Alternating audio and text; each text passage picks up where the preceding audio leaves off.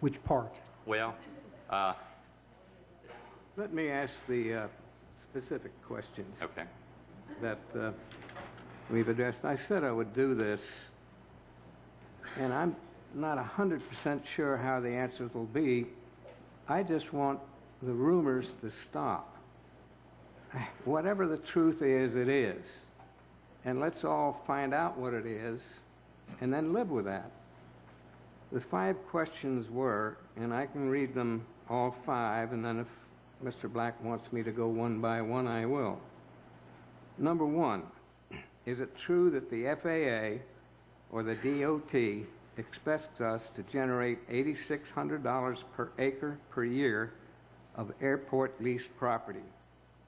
Number 2, would the city have to pay the airport fund if they set aside airport property as a passive park or for any other non-aviation use?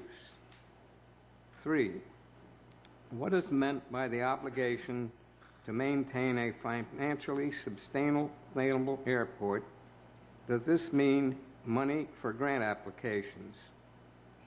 4, are we expected to generate funds in the future sufficient to make improvements without grants?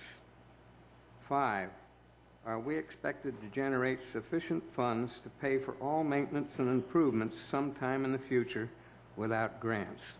Those are the 5 questions, and if Mr. Black can answer them now, that's great. If he can't do it now, I'm sure that we will get the answers sometime in the near future.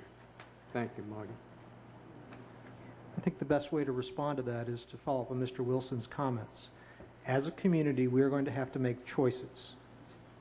We can elect to make choices at the airport to accommodate the safety needs for the aviation users at the airport, or we can elect not to do that and then adhere to whatever repercussions may come from that. The best example I can give you is what we did last year. We're in the process of receiving funding for runway 1331. That's the runway that ends at the corner of Airport Boulevard and Harbor Drive. As a community, we used to be able to park in that area when we had special events. It's part of what is now a runway safety area, and the reason the fence moved was because the FAA said if you want our grants to repave that runway, you must move the fence. We expect that they will tell us the same thing for runway 422. That has much bigger implications, however.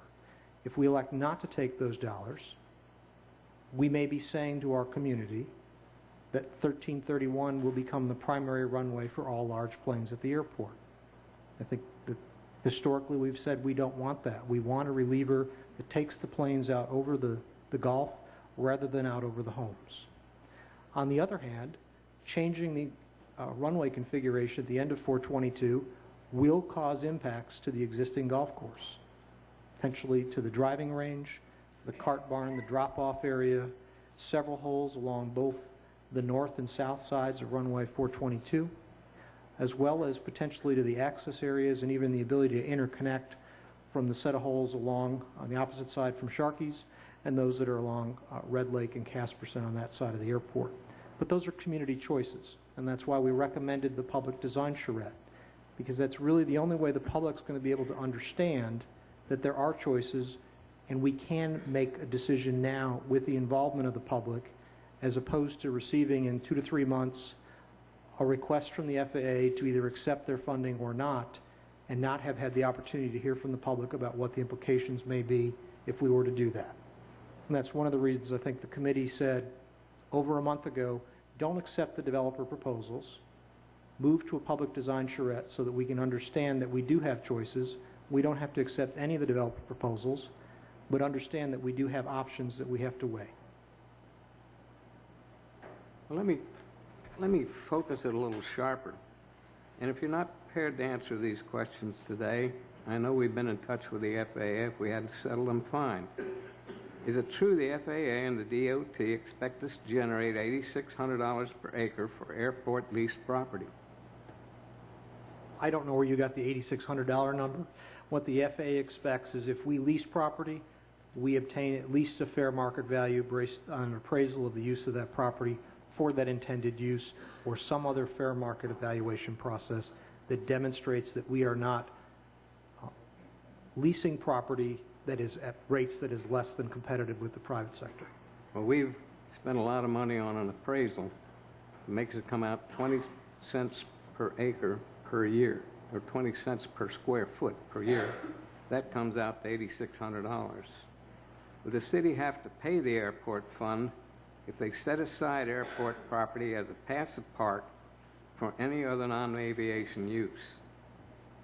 We have the ability to do that, and that's in effect what we did when we bought the wastewater plant site and converted it from airport lands to a public park.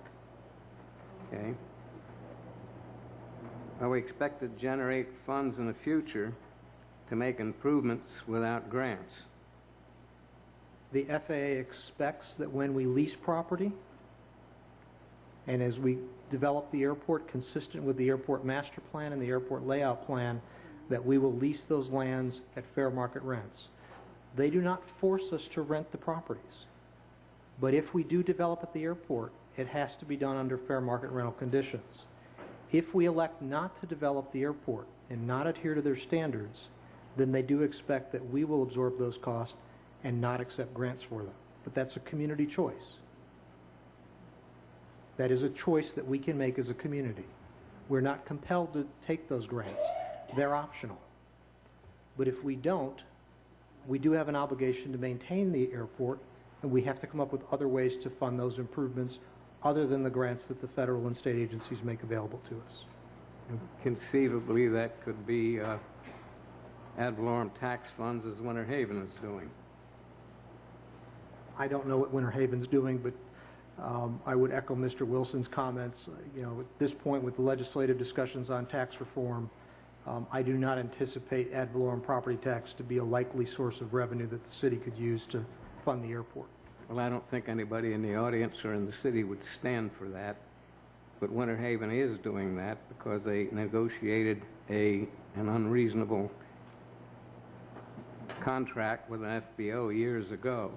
The other interesting thing about Winter Haven that's different than here, since I was the mayor there, I'm rather familiar with that airport. And since I'm a pilot and used the airport until I decided to move to Bartow, they've got 14 jets based there, and it's a very small airport. You could put it in this airport 5 times, and it'd probably get lost. And those citizens are delighted because those 14 jets generate funds for the community in terms of the fact that the CEOs that use it have revenue-producing and employment-producing activities in the city, where here we have 3, and all I hear is complaints about all the jets, and I'm shaking my head on that one. I really don't know why nobody accepts here the fact that these jets are productive in terms of revenue. But that's just the way it is. Thank you, Mr. City Manager.